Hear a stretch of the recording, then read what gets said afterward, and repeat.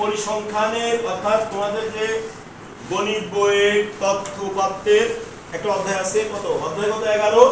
সেই 11 থেকে আমরা গতদিন কি করেছি, আমরা শিখেছি হচ্ছে সংখ্যাগুলো, একটা কিছু সংখ্যা দেওয়া থাকবে বা কোনো শ্রেণীর কোনো নম্বর বা কোনো বয়স, কোনো শ্রমিকের মজুরি, এগুলো দেওয়া থাকবে, আমাদের অঙ্ক করতে হবে, তাই তো? পরিসংখ্যান অঙ্ক, অর্থাৎ হিসাব নিকাশ করতে হবে। সেটা করতে হলে এখানে আমাদের কিছু তথ্য আমি দিয়ে দিছি। দেখো, বিপ্রবাগিয়া মাধ্যমিক বিদ্যালয়ের সপ্তম শ্রেণীর অর্ধবার্ষিক পরীক্ষার 30 জন শিক্ষার্থীর গণিত বিষয়ের নম্বর নিম্নরূপ। এখানে 30 জন শিক্ষার্থীর যে নম্বর দেওয়া আছে, এই নম্বরগুলো কিভাবে আছে? বিন্যস্ত না অবিন্যস্ত? অবিন্যস্ত আছে। সেগুলো আমরা কি করব, আমরা আমাদের প্রশ্ন হচ্ছে আমরা গণসংখ্যা নিবেশন সারণী তৈরি করব।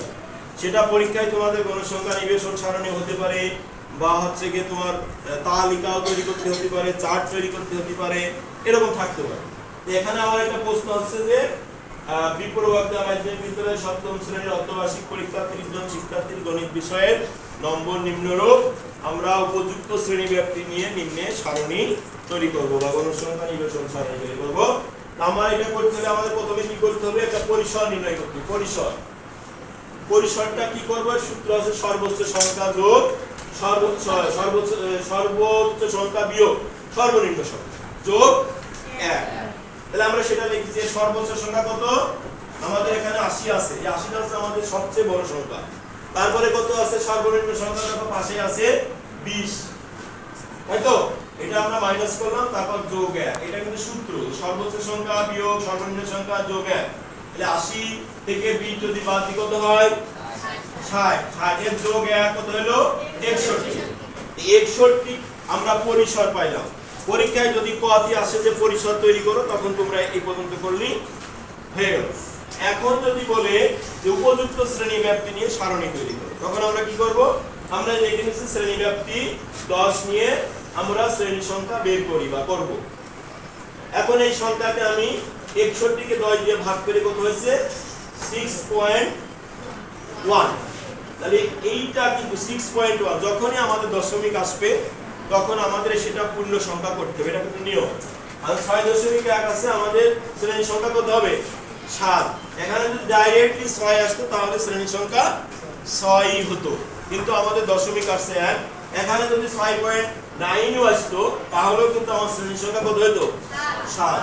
তাহলে আমরা এই পর্যন্ত বুঝতে পেরেছি। এখন আমরা একটা সারণী তৈরি করব। সারণী তৈরি করতে গেলে আমাদের উপরে কিছু তথ্য লিখে নিতে হবে। আমরা কিভাবে করব, ঠিক আছে? আমি উপরে লিখে নিচ্ছি, দেখো উপরোক্ত নম্বরগুলোর মধ্যে সর্বনিম্ন সংখ্যা আছে 20, সর্বোচ্চ সংখ্যা কত? 80। আমরা শ্রেণী ব্যাপ্তি 10 নিয়ে মানে 20 থেকে শুরু করে শ্রেণী ব্যাপ্তি 10 নিয়ে নিম্নে গণসংখ্যা নিবেশন সারণী তৈরি করব। এটা আমরা লেখার জন্য যে 8টা ঘর আমরা টেনে নেব। নেওয়ার পর আমরা লিখেছি শ্রেণী ব্যাপ্তি প্লাস ট্যালি প্লাস ছাত্র সংখ্যা। আচ্ছা, এই ট্যালিটা আমরা কি করতে বের করব, কত জানো? ট্যালির সংখ্যা কি? ট্যালির সংখ্যা কি? ট্যালির সংখ্যা কি? ট্যালি চিহ্ন কার কয় আমরা জানি? জানি না। খেয়াল করেন, গণসংখ্যাকে বা ছাত্র সংখ্যাকে বের করার জন্য যে সাংকেতিক চিহ্ন ব্যবহার করা হয় তাকে কি বলে? ট্যালি চিহ্ন বা ট্যালি। কারণ দেখো, এই ট্যালিটা বের করেছি কিন্তু এই ছাত্র সংখ্যা বের করার জন্য, ঠিক আছে?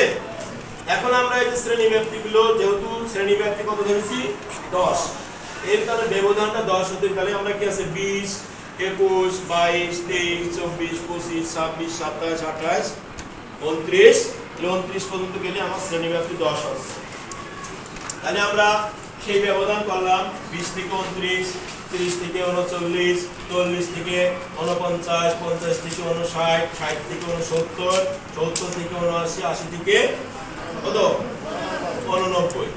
এইভাবে আমরা শ্রেণী ব্যাপ্তিটা করে নিলাম। এরপর আমরা টালি বের করব। টালি বলতে আমরা দুই ভাবে করতে পারি। এখানে 20 থেকে 29 পর্যন্ত যে সংখ্যাগুলো আছে একবারে আমরা ওর ভিতর থেকে বের করে আনতে পারি, কিন্তু ওইভাবে আনতে গেলে ভুল হতে পারে বা কোনো সমস্যা হতে পারে। এই জন্য আমরা একটা একটা করে কি করব, বের করব। সেটা কি, আমরা দেখো প্রথমে 80 নিছি, প্রথমে 80 টাকা কেটে দিচ্ছি, 80 যেখানে আছে সেইখানে বসাইলাম, তাই তো? 80 আমরা এই জায়গায় বসাইছি। তারপর দেখো কত আছে, 20 আছে, 20টা যে প্রথমে বসাইছি।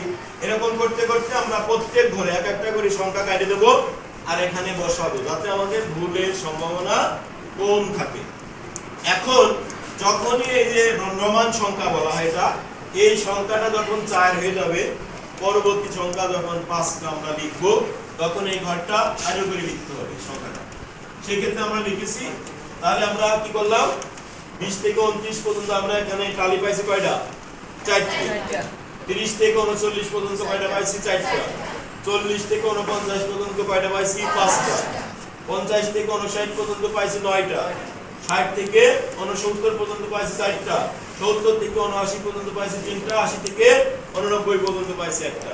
সেইটা এই টালি চিহ্নকে আমরা যখন সংখ্যায় লিখে দিছি, দেখো 4 4 5 9 4 3 1। এখন মোট সংখ্যার সমষ্টি কত হচ্ছে, 4 4 8 5 13 আর 9 কত, 13 আর 9 21 আর 4 কত, 25 21 জানেন ভুল হলো না, 4 4 8 5 13 13 আর 9 কত, 22 22 আর 4 26 26 আর 3 কত, 29 আর 1 30 1 সমান 30। ঠিক আছে? তাহলে আমার পরীক্ষায় যদি পড়ে যে উপরোক্ত বা কিছু সংখ্যা দেওয়া আছে, ওই সংখ্যাগুলো আমরা বড় সংখ্যা নিবেশন সারণী তৈরি করব, সেটা কি পারবো আমরা? কোনো সমস্যা নেই। এই পর্যন্ত যদি কারো সমস্যা থাকে আমরা কিন্তু শেয়ার করতে পারি। আজকে এই পর্যন্তই, ভালো থাকবেন আপনারা, নাকি কোনো সমস্যা? আজকে এই পর্যন্ত, আগামী দিন আমরা পরবর্তী আরেকটা অঙ্ক নিয়ে আসবো।